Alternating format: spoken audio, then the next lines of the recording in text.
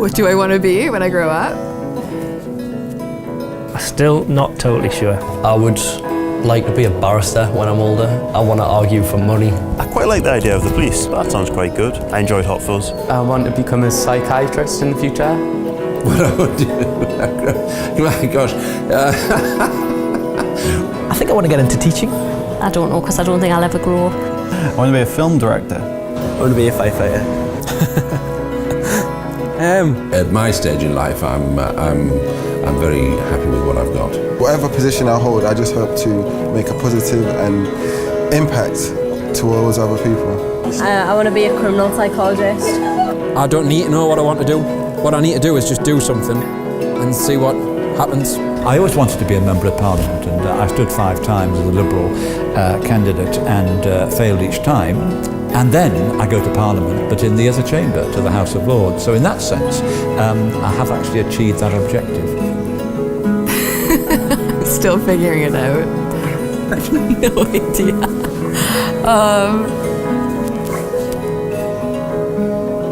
Just happy.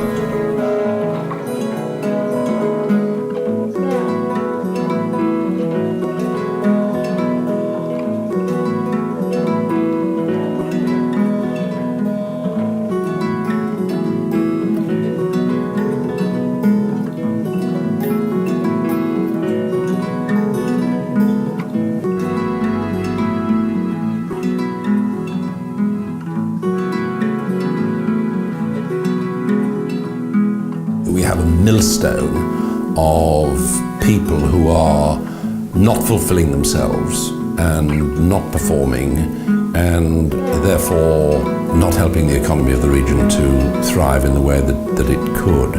But the saddest thing about that, and the worst thing about that, is that they're not getting anything like as much out of their lives as they could do. There's tens of thousands of young people in this country who aren't happy, they aren't meeting their potential, and they aren't contributing to society. The world is changing, it's complex, and so are young people's lives. And the people around them, their friends and their family and their communities, are misunderstanding them. And this is causing, real complications for these young people. We're responsible for the communities that a 15-year-old's growing up in.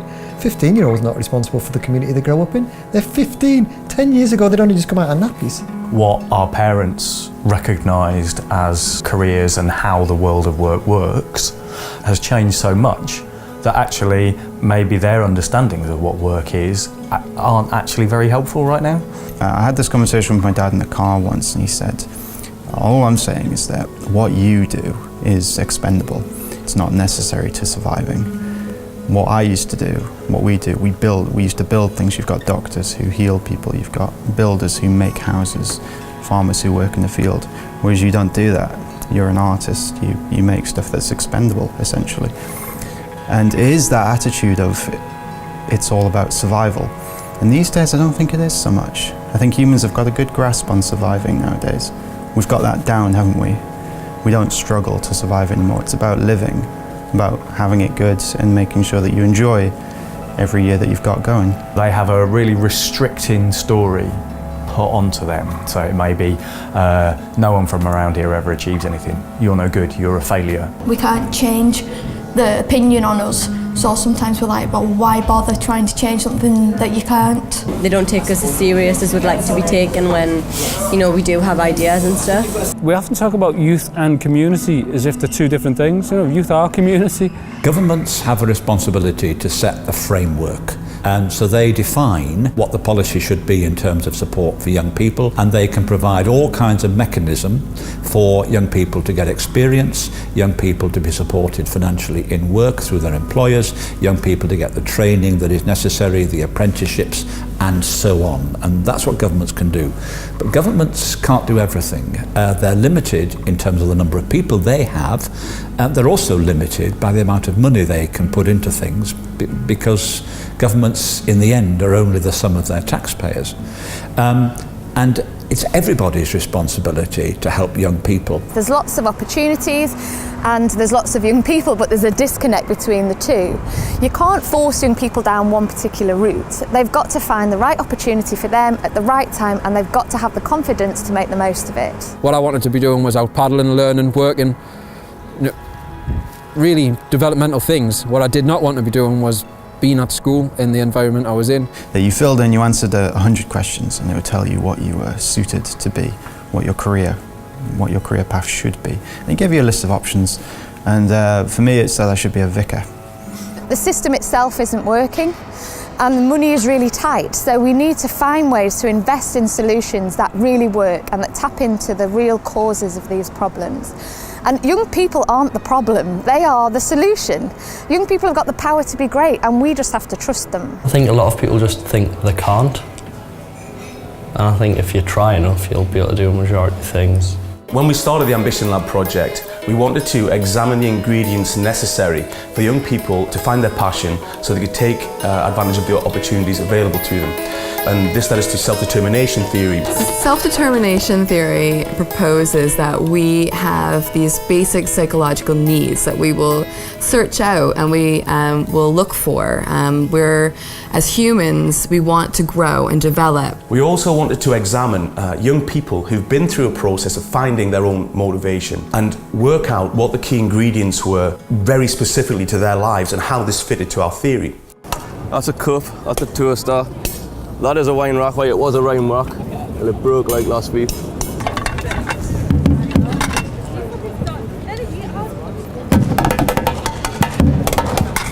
It makes us feel alive, like, free, completely free, like, F the system, like, I'm just doing this for me.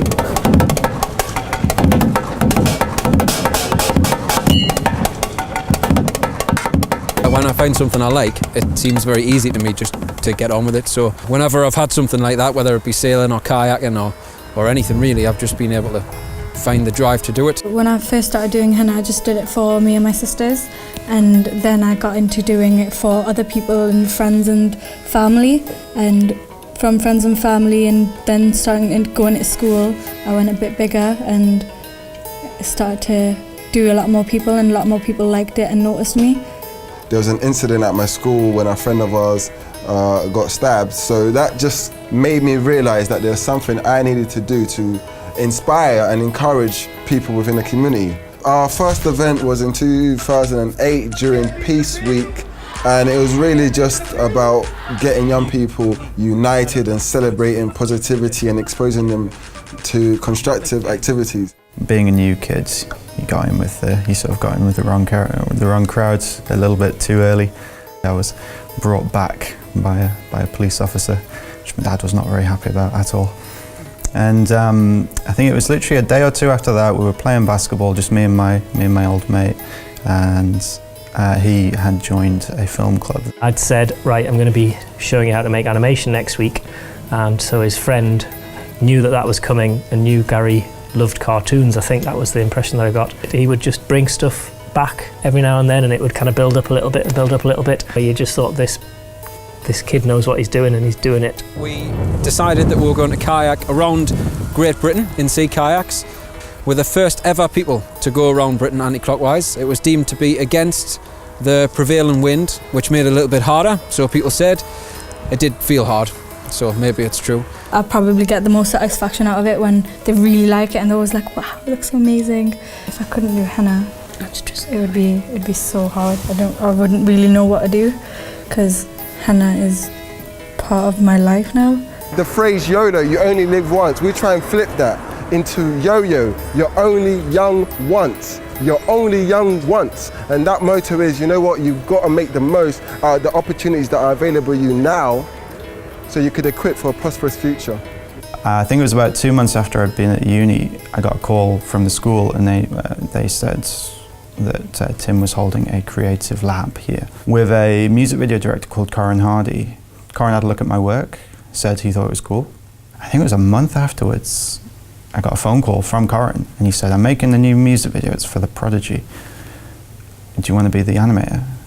There are two types of motivation in self-determination theory: intrinsic motivation and extrinsic motivation. Over time, those that have intrinsic motivated goals, they persevere, they keep going, they get through the difficult times because they have this passion and autonomous drive to continue. I'm lucky that I found that, because if you don't have a passion, you don't have a purpose, you know, when you're faced with obstacles, it's going to be easy for you to fall back. Those that have more extrinsic or have been motivated by anxiety, fear, external motivators, rewards, comparisons to others, competition, they tend to find that they don't develop as far in the area or activity that they're working in. It can be quite upsetting meeting somebody who's 55 and they suddenly come to realise that actually they've spent their whole lives trying to please a group of other people,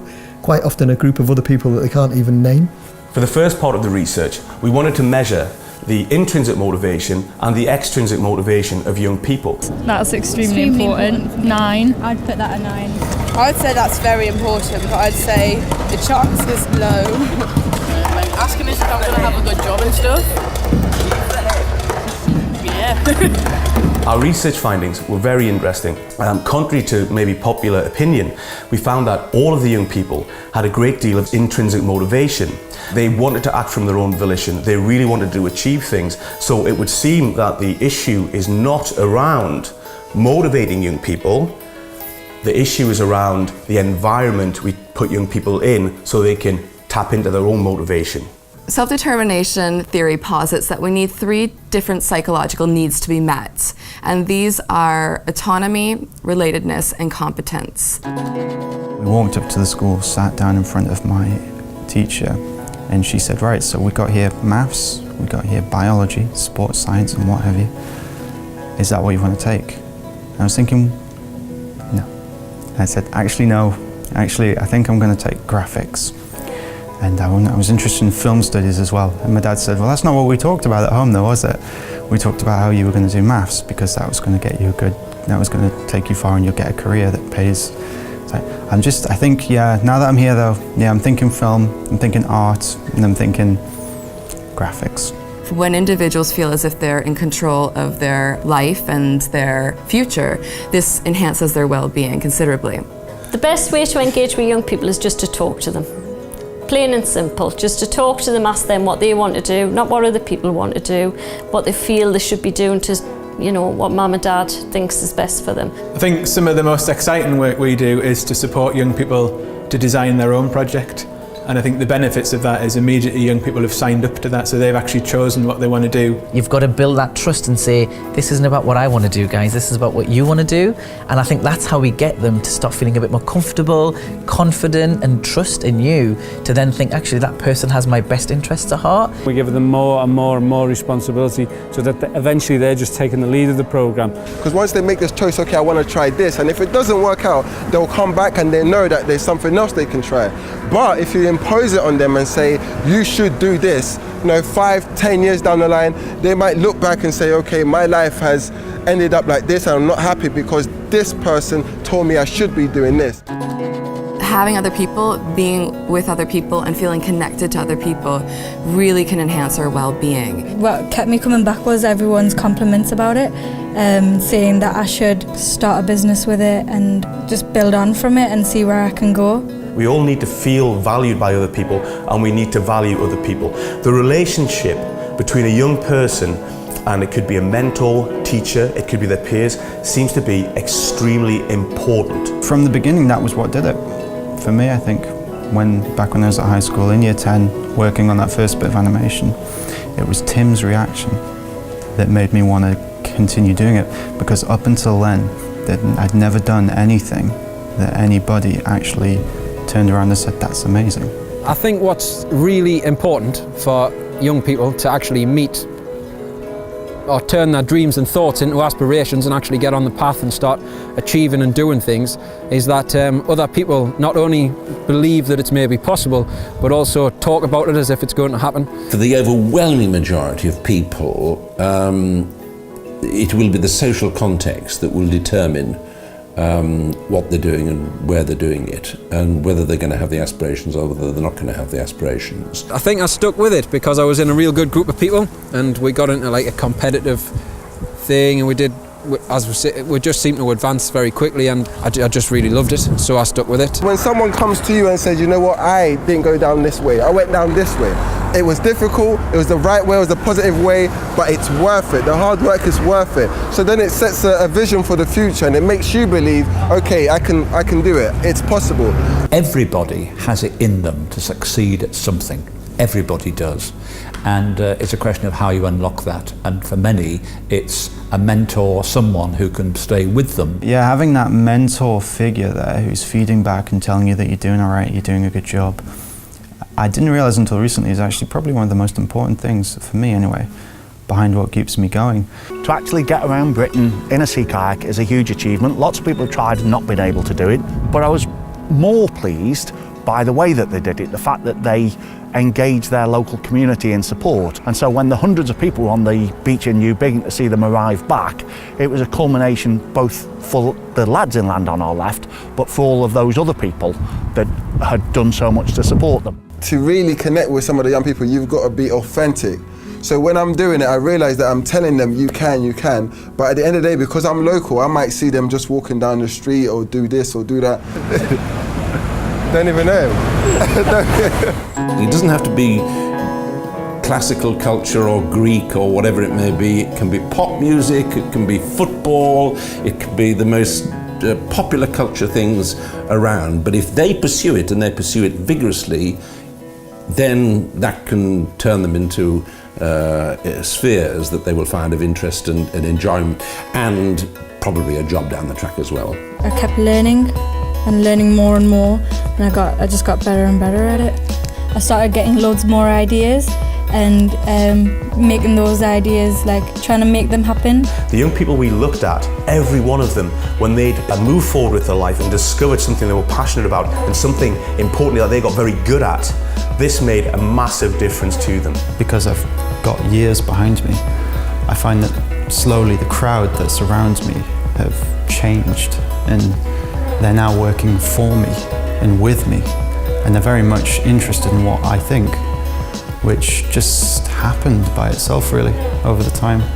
But I think that's been the biggest difference, going from being scared to show people what I'm doing and what I'm thinking to almost being excited about it and inspiring them. Competence is about creating environments that enable individuals to feel like they have mastery over what they're doing.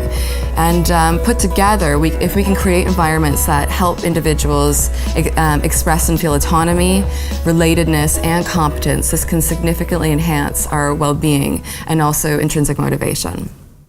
The last part of the research, we looked at people who've had successful careers in a very self-actualized way. They've spent their life doing what was important to them, and they've been successful at it. I've never gone off on a straight course. I've zigzagged all over the place. I'm just about to start my 5th career in the House of Lords, and I've done lots of things before that. I just can't accept, I refuse to accept that the lifestyle or the situation or present circumstances are going to be like that for the rest of my life. I just refuse. If that was the state I was in, I don't know what I would do. A growth mindset seems to be very, very important. It's the journey which is important. This is a very powerful mindset to adopt, because this really tells you where I am now isn't where I'm going to be, 10 years from now. I don't need to know what I want to do.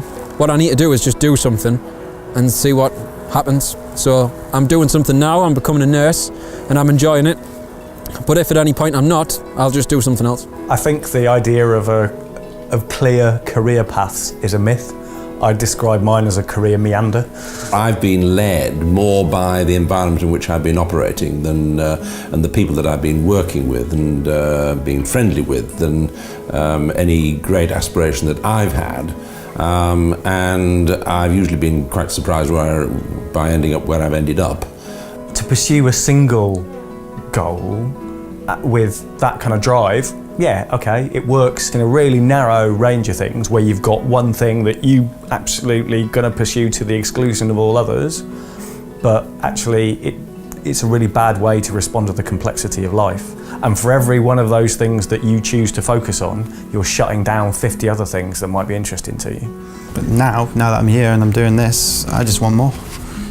So I think there's like a relentless frustration that's never gonna quite go away until I find something else that'll keep me occupied. I don't know what that'll be, but yeah, frustrated artist is what I'm trying to say.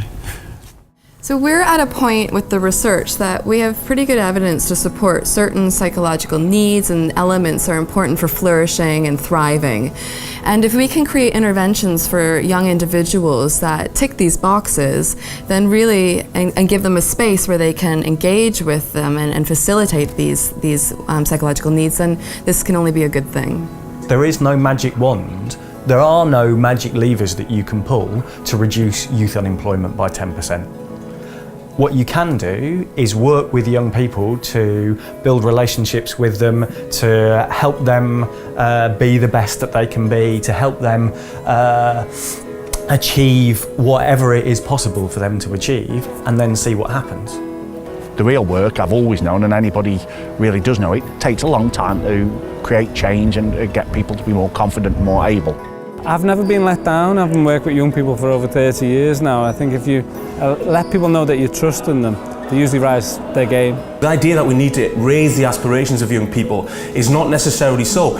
What we need to do is give them the opportunity to take advantage of their own aspirations. You know what's on the other side. You're willing to, break down the walls or open the door, or kick down the door if it's not opening, because at the other side of that door is what I really care about, is what I want to get to. It didn't take a huge smack in the face with an animation glove to make me get into it. I just caught a glimpse of it and it hooked me. And I think that's what passion really is when it feels effortless.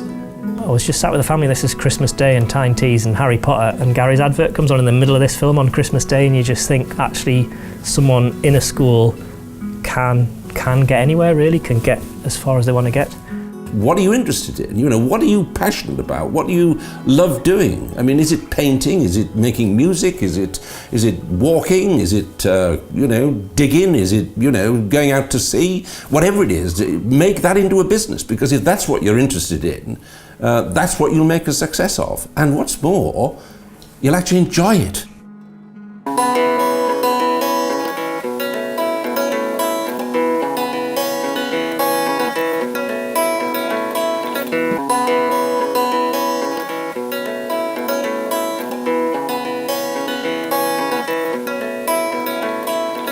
What is success?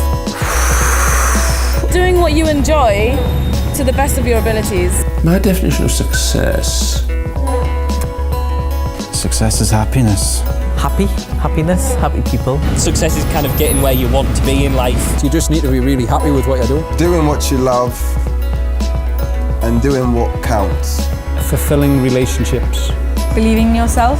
My idea of success is being surrounded by people who genuinely love you for what you are. If you can be happy doing something yourself and in the process make a lot of other people happy, then you've been a very successful person. As long as the people that surround you are healthy and happy, that's success. I think success is absolutely subjective, and if you feel what you've done makes you happy, and that might be because you make enough money off it, it might be because it makes other people happy, that's a successful project. Success is achieving what you feel is personally fulfilling for you. Possibly the question can be answered by saying, so am I happy? Have I had a happy life? So I think maybe you equate success with happiness as well. Getting through life, making sure that I'm never struggling with money and I'm always going to be alright. That would be success for me.